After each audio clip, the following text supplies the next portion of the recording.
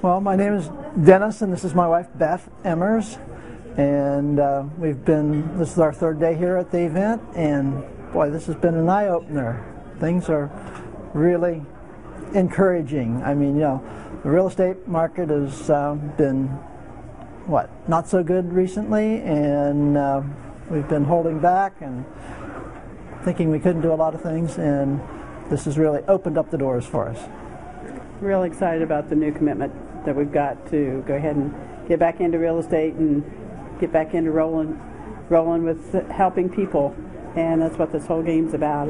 There's so many people out there that need the service that we have to offer, and we've got a new way to help them, and we're excited about that. All right. And what do you think of Phil's teaching style and his demeanor and everything? Very trustworthy, and he has lots of good information, lots of techniques, a lot of just basic 1, 2, 3s that we can apply as soon as we leave, and we're looking forward to being able to engulf his training and engulf his information and be able to put it to work when we go back to Columbus, Ohio. My husband forgot to mention that when we cruised up. Oh, yes, I did. Okay.